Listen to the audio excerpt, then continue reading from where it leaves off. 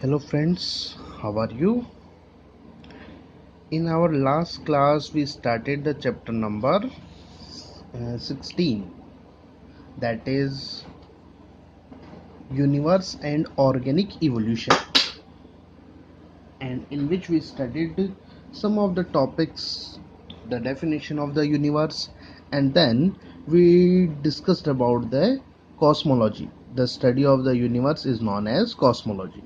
Okay, and after that we discussed one topic, that is stable universe, which was given by Albert Einstein in 1970. Okay, and then we discussed about the Indian cosmology.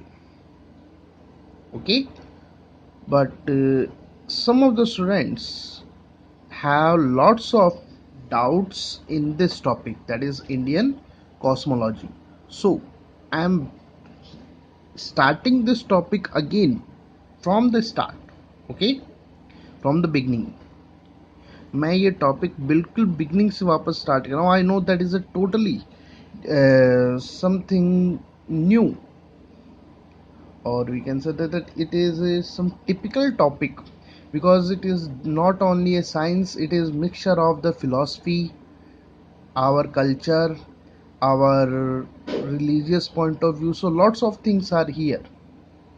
Okay, so I am starting again to make it more clear. Okay, the first theory is Indian cosmology. जो पहली theory है वो है Indian cosmology, यानी कि India के अंदर जो यूनिवर्स का ओरिजिन है उसके बारे में क्या हमने, जो अभी तक का जो ancient, from the ancient time हमने जितना हमने नॉलेज गेन किया है उसका हमने क्या प्रिडिक्शन कर रखा है, उसका क्या मीन अपन निकालते हैं, तो वो अपन यहाँ पर बात करेंगे. In Indian culture, the thinking about origin of universe was started from Vedic period. Indian culture के अंदर जो ओरिजिन ऑफ यूनिवर्स है उसके बारे में थिंकिंग करना, यानी कि उसके बारे में विचार करना हमने वैदिक पीरियड, यानी कि जो एंशंट जो टाइम है उससे ही हमने स्टार्ट कर दिया था. Indian sects started to discuss about the origin of universe from ancient time.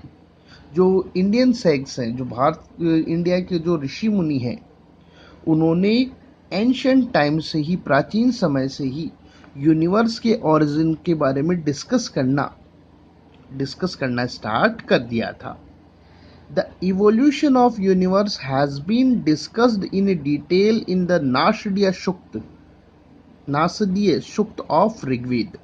जैसे अपन बात करें तो जो ऋग्वेद है, in Indian culture there are 4 Vedas, Rigveda, Samaveda, Atharvaveda और यजुर्वेद. उसमें से जो ऋग्वेद है उसका जो नासदीय सूक्त है, कौन सा? नासदीय सूक्त. उस नासदीय सूक्त के अंदर यूनिवर्स के बारे में बात की गई है. Got it? This Sukta describe the situation of universe before the origin. इस सूक्त के अंदर जो यूनिवर्स के ओरिजिन की पहले की जो सिचुएशन है उसको डिस्क्राइब किया गया है और कहा गया है नासदासिनो सदासितादानी नासिद्रजो no Vyoma परोयत किमावरिवह Kuh कश्य सर्मानम्ब किमासिद गहनम गंभीरम. One thing, let me clear you. I totally forget the Sanskrit because there is a lots of time, so maybe possible my pronunciation is wrong. So please forgive me for that.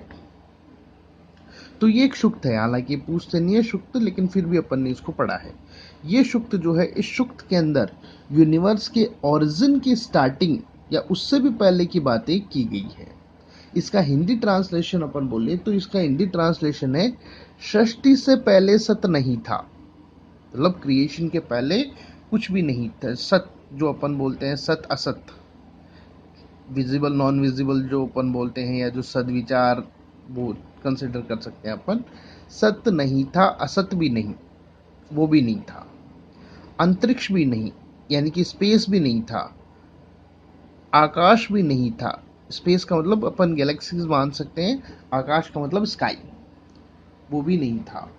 छिपा था क्या, कहाँ, किसने ढका था, उस पल तो अगम अटल जल भी कहाँ था।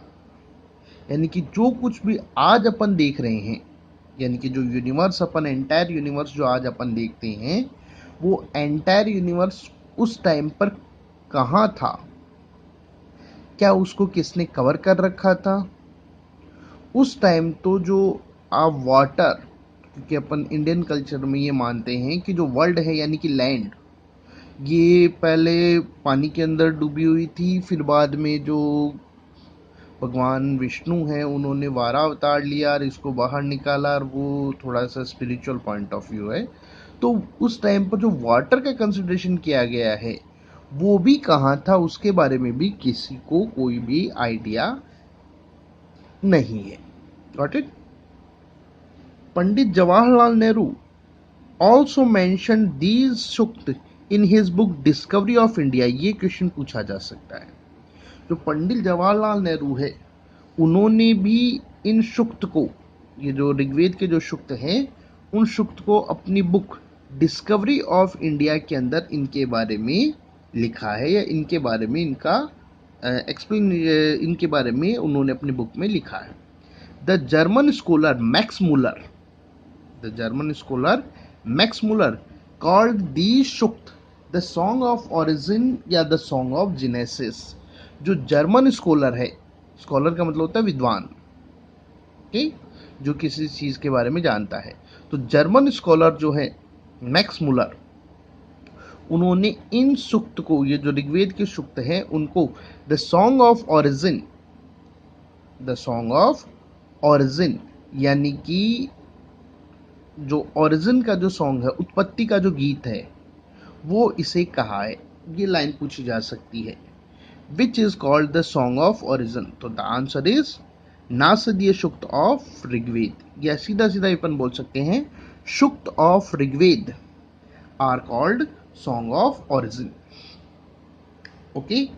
Hindi translation of the Sukta, जो मैंने अभी बोला, Hindi translation were used as a title song of a television serial Bharat Ek Khoj. इन सूक्त को एक DD1 पर पहले प्रोग्राम आता था भारत एक खोज, उसके टाइटल सॉन्ग के तौर पर इसे यूज किया गया है। ठीक, तो ये तो इसका थोड़ा सा हिस्टोरिकल अपन बोल सकते हैं इंट्रोडक्शन था। ओके। इसके बाद अपन बात करें, मेनली जो अपने रोल जो आएगा वो सारा का सारा आएगा स्वामी विवेकानंद का। Swami Vivekananda explain the Vedic knowledge by saying that consciousness has created the universe by multiplication। Swami Vivekananda ने जो वैदिक नॉलेज है उसे एक्सप्लेन करते हुए कहा कि जो कॉन्शियसनेस यानी कि चेतना,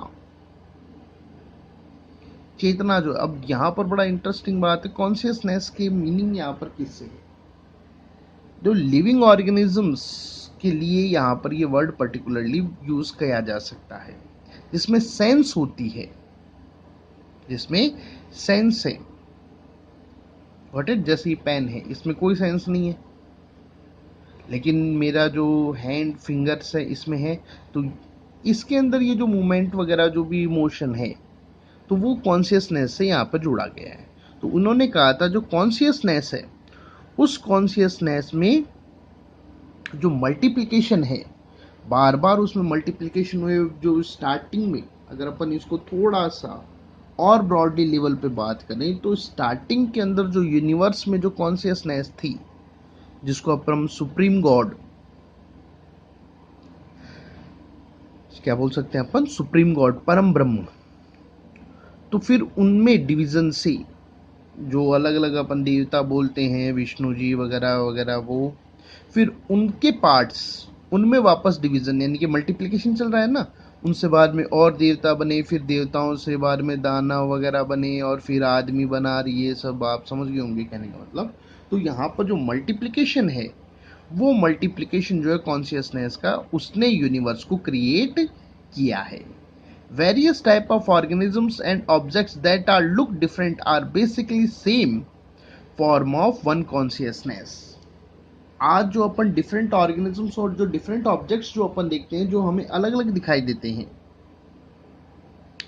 ये सभी एक ही जो कॉन्शियसनेस है, जो बेसिक कॉन्शियसनेस है, उसी की अलग अलग फॉर्म्स हैं. यानी कि वही जो अपन इंडियन कल्चर में बोलते हैं कि जो आत्मा वगैरह, जो सोल वगैरह अपन बोलते हैं, थोड़ा सा यहाँ पर उसकी कंसिडरेशन की बात कर लेता हूँ ताकि आप इसको अच्छे से समझ सकें. जैसे अपन बोलते हैं कि हमारी जो सोल है, आत्मा जो है, वो परम ब्रह्म से आई है, एक बॉडी अटेन करती है, अपने फंक्शंस करती है, और जब वो डेथ हो जाती है तो वो सोल वापस जाकर जो सुप्रीम गॉड है उसमें मिल जाती है, आत्मा परमात्मा में मिल जाती है. Got it? तो वही लाइन यहाँ पर बोली हुई है. अब वो जो सोल है वो अलग अलग फॉर्म्स लेती है, कभी ह्यूमन बीइंग का हो गया, कभी एंट का हो गया, कभी प्लांट का हो गया. तो यहाँ पर यही बोला गया है कि वेरियस टाइप ऑफ ऑर्गेनिजम्स जो अपन देखते हैं वो अलग अलग दिखाई देते हैं, लेकिन बेसिकली जो हैं वो एक ही कॉन्शियसनेस से बने हुए हैं. किससे बने हुए हैं? एक सिंगल कॉन्शियसनेस के वो बने हुए हैं. दिस बिलीव इज कॉल्ड अद्वैत. इस बिलीव को मतलब एक सिंगल कॉन्शियसनेस का जो कॉन्सेप्ट है कि जो डिफरेंट फॉर्म्स ऑफ लाइफ है, डिफरेंट ऑब्जेक्ट्स हैं, देखने में अलग अलग हैं लेकिन वो एक ही कॉन्शियसनेस से डेवलप हैं, ये जो बिलीव है इसके लिए बोला जाता है अद्वैत. क्या बोलते हैं इसको अपन? अद्वैत. दो फॉर्म आने, ये द्वैत अद्वैत. यानी कि एक सिंपल सी बात करें, जो एक सुप्रीम गॉड से अपन कनेक्ट करते हैं, जिसका कोई पर्टिकुलर कोई बॉडी स्ट्रक्चर नहीं है, कोई उसकी फिजिकल अपीयरेंस नहीं है, उसके लिए अद्वैत वर्ड अपन यूज करते हैं. और जो जिसका एक पर्टिकुलर फॉर्म है उसके लिए अपन द्वैत वर्ड काम में लेते हैं. तो हम तो है द्वैत, यानी कि पर्टिकुलर फॉर्म्स, लेकिन जो सुप्रीम कॉन्शियसनेस, जिसको सुप्रीम गॉड बोला हुआ है, उसके लिए वर्ड काम में लिया गया है Advaita. Got it? Swami Vivekananda said the question about the origin of universe has been answered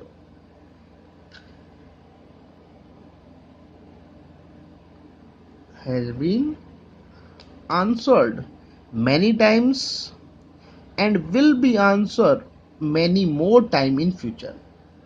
Swami Vivekananda ji ने कहा कि जो यूनिवर्स का ओरिजिन का जो क्वेश्चन है कि यूनिवर्स कैसे बना, उसका आंसर अलग अलग टाइम पीरियड में, मतलब फ्रॉम द वैदिक एरा, वैदिक भी नहीं, जो बारबेरियन टाइम जो है, उस टाइम से हम इस क्वेश्चन के आंसर्स देते आ रहे हैं कि यूनिवर्स कैसे बना. और फ्यूचर के अंदर भी बहुत बार इसका आंसर दिया जाएगा. जैसे जैसे हमारा नॉलेज इंक्रीज होता जाता है, वैसे वैसे ये क्वेश्चंस के आंसर भी नए नए आएंगे. मतलब फॉर एग्जांपल, जैसे स्टार्ट में अपन ये मानते थे कि अर्थ जो है वो फ्लैट होती है, कि हमारा एक कॉन्सेप्ट था, क्योंकि हमने कोई हाई एल्टीट्यूड वहां जाकर अपन ने अर्थ को ऑब्जर्व नहीं किया था, तो अपन ने क्या देखा था? फ्लैट है. फिर जब हमने स्टडी किया वगैरह, अच्छा ये भी माना जाता था कि जितने भी सेलेस्टियल ऑब्जेक्ट्स हैं, सन मून वगैरह, वो सब अर्थ के चारों तरफ रिवॉल्व करते हैं. फिर जैसे जैसे हमारा नॉलेज बढ़ा, तो अच्छा उस टाइम पर पहले थोड़ा सा उसी की बात कर लेते हैं. और ये जितना भी क्रिएशन है ये सब गॉड ने किया है. फिर जैसे जैसे हमारा नॉलेज बढ़ा, हम उस थ्योरी के ऊपर क्वेश्चन मार्क करने लगे कि भाई अर्थ फ्लैट कैसे है, और सेलेस्टियल ऑब्जेक्ट्स अर्थ के चारों तरफ चक्कर नहीं लगाते. ये जो प्रूव हो गया, तो फिर हमें एक नया एस्पेक्ट्स जो यूनिवर्स की क्रिएशन का है वो वापस से हमें देना पड़ा.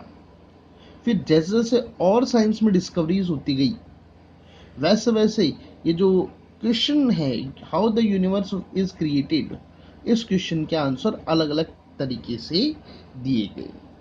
Got it?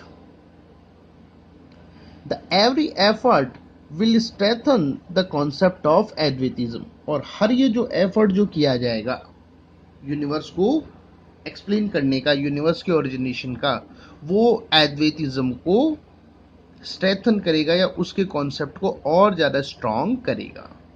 Got it? According to Indian cosmology, the creation and the destruction is principal rule of the nature. Indian cosmology के अकॉर्डिंग जो क्रिएशन और जो डिस्ट्रक्शन है, नेचर में जो क्रिएशन और जो डिस्ट्रक्शन है, that are the principal rule of nature. वो क्या है? यूनिवर्स के या नेचर के प्रिंसिपल रूल है। क्या मान सकते हैं अपन? Principle rule. Everything in universe और nature start from a seed. Nature में जो कुछ भी अपन देखते हैं वो सारा का सारा शीड से स्टार्ट होता है। अब शीड का मतलब यहाँ पर प्लांट शीड से नहीं है, यहाँ पर शीड का मतलब है माइक्रोफॉर्म। शीड का मीन्स यहाँ पर किससे ले सकते हैं अपन? दैट मीन्स शीड मीन्स अपन लिख सकते हैं माइक्रोफॉर्म। Got it? During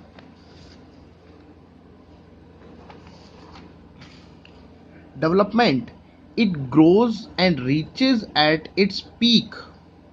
डेवलपमेंट के दौरान ये ग्रो करता है, जैसे कि प्लांट का शीड ग्रो करता है, और पीक यानी कि अपने मैक्सिमम पर वो पहुंचता है। Finally it destroy by making और कन्वर्टिंग इनटू ए शीड। और फाइनली जब अपने पीक पर पहुंच जाता है, किसके ऊपर? पीक पर, यानी कि जब उसका मैक्सिमम डेवलपमेंट हो चुका होता है तो वो वापस से डिस्ट्रॉय हो जाता है एक न्यू शीट बनाते हुए, यानी कि वापस जीरो, वापस माइक्रोफॉर्म क्रिएट होती है। It can be also said that universe and atom both are created in the same way. ये भी कहा जाता है कि यूनिवर्स और एटम जो है वो सेम वे में बने हैं। क्या बने हैं वो? एटम और यूनिवर्स जो है वो सेम वे के अंदर बने हैं। सेम वे के अंदर मतलब का मतलब है जिस तरीके से एटम होता है, एटम का मतलब यहाँ पर केमिस्ट्री वाले एटम से नहीं है, पहले क्लियर कर दूं। यहाँ पर एटम का मीन्स है जो माइक्रोफॉर्म्स हैं।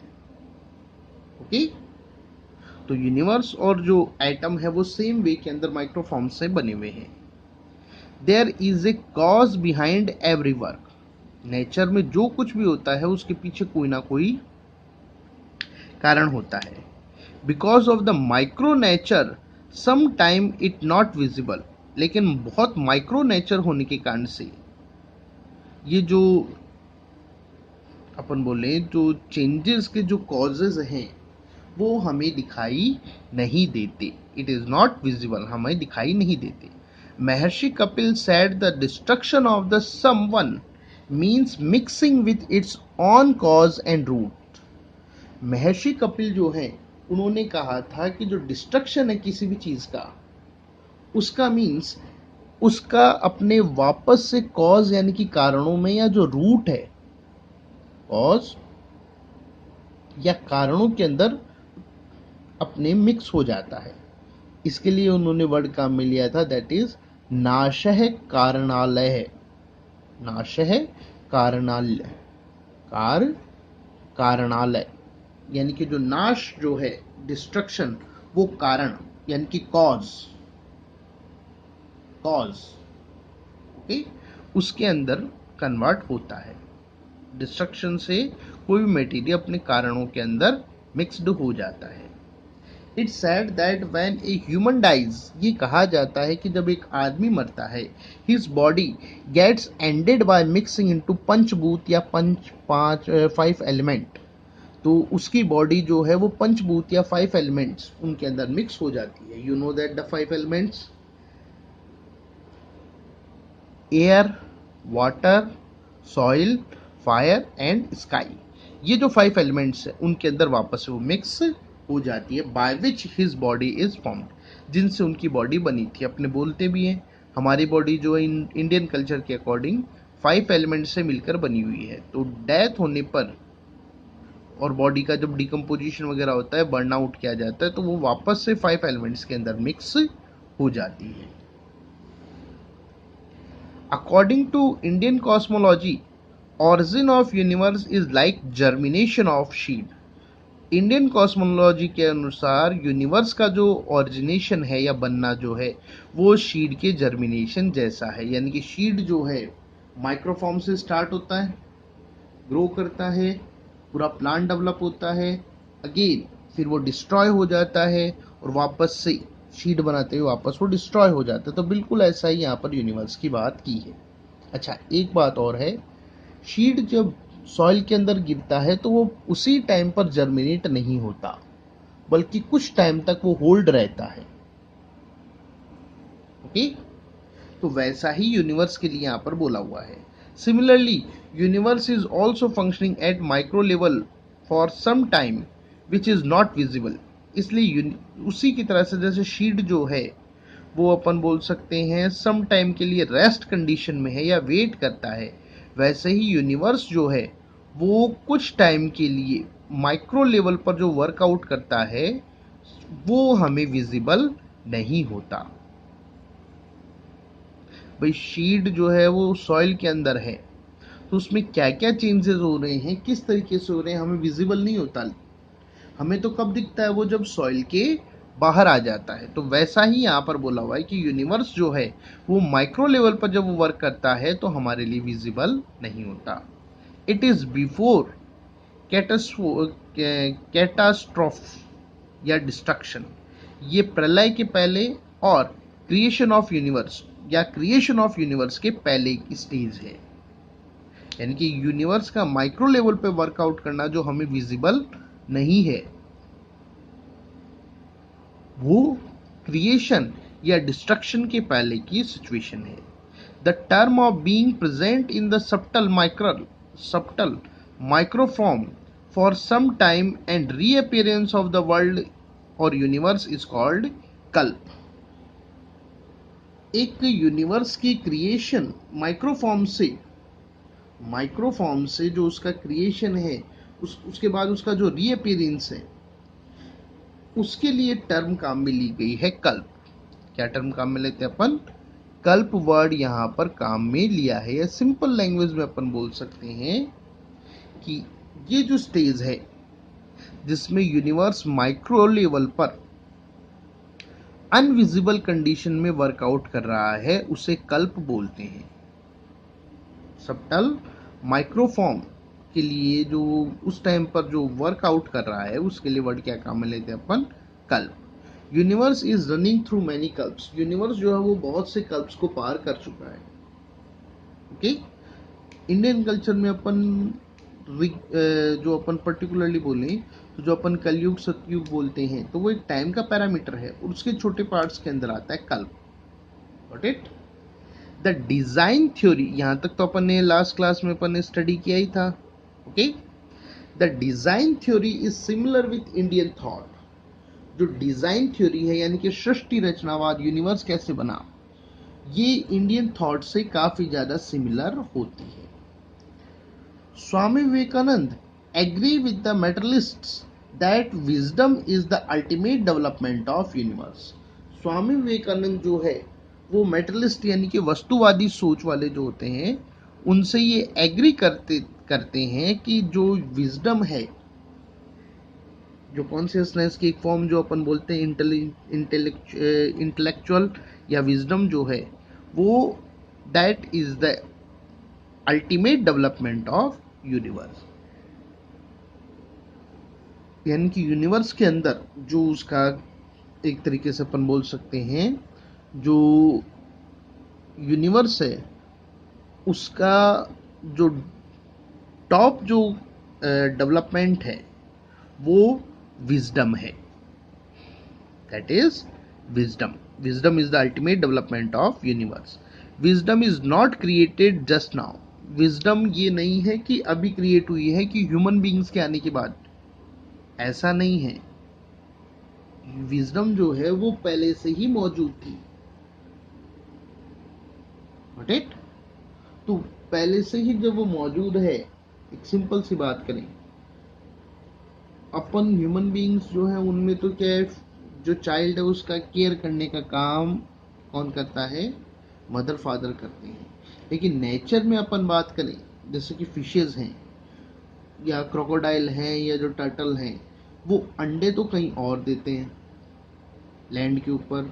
फिशेज तो लैंड पे नहीं देती, फिशेज तो वाटर में देती हैं। बाकी जैसे टर्टल हैं या क्रोकोडाइल हैं वो एग्स देते हैं सॉइल में या ज़मीन में। फिर उसको कवर अप करके वो तो चले जाते हैं वापस अपने वो भी जो भी वाटर रिसोर्स है या जहाँ पर भी। Got it. अब जब वो एग्स हैच आउट होते हैं, उनसे जो बाहर निकलते हैं, तो उन्हें क्या पता कि हमें किधर चलना है। कोई ये तो है नहीं कि मदर और फादर ने उनके ऊपर उनसे अपनी लोकेशन शेयर कर ली और कहा कि बेटा when you come out from the egg please follow it and reaches to us. ऐसा तो है नहीं। तो उन्हें जो पर्टिकुलर जो अपन बात करें, वो एक पर्टिकुलर जो रिवर की साइड में चल रहे हैं या जो लिजार्ड में बात करें तो उसमें कोई मदर उसको नहीं सिखाती है, अपने आप वो सीखते हैं। तो अपने आप जब वो ये वर्कआउट कर रहे हैं तो डेफिनेटली उनमें कोई ना कोई विजडम तो है ही है। भाई ये पेन है, ये पेन उठ के चला जाएगा क्या? मैं बोलूँ ले भाई तू जा, क्यों नहीं जा सकता? क्योंकि इसमें कोई विजडम या जो कॉन्शियसनेस है वो ऐसी कोई चीज नहीं। Got it.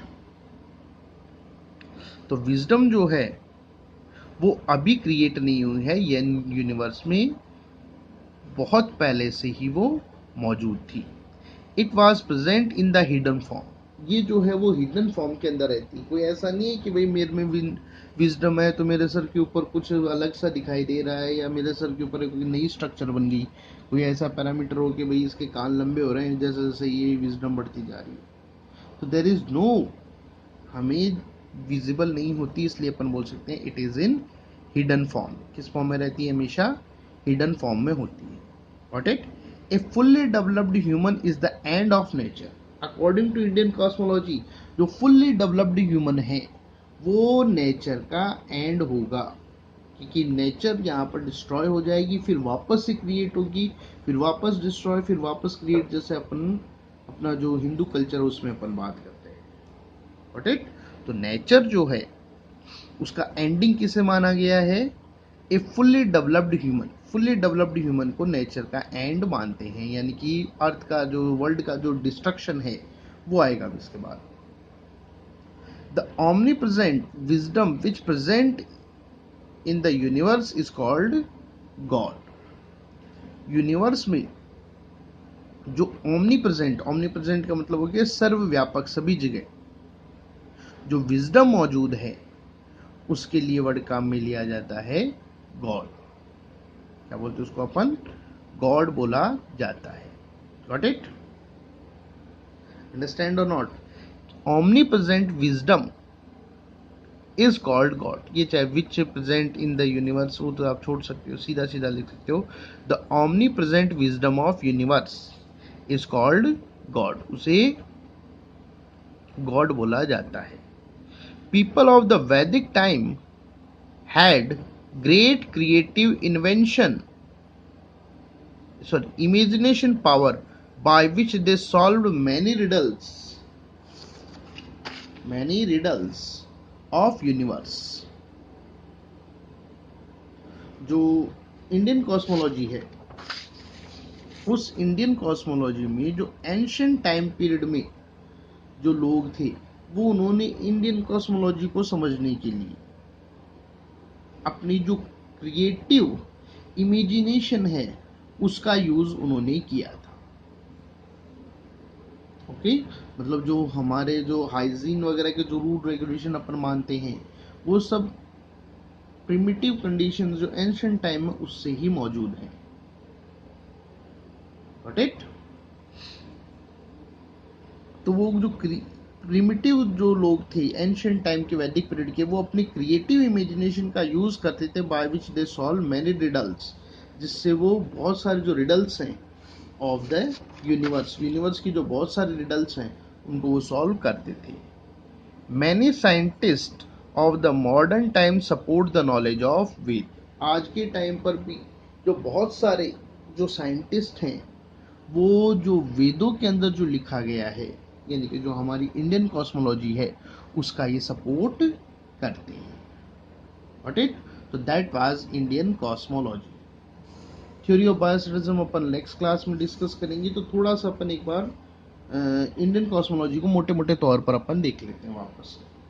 मेनली जो इंडियन कॉस्मोलॉजी है ये कॉन्शियसनेस, चेतना, यानी कि गॉड, सुप्रीम गॉड, उसको कंसिडर ये करती है।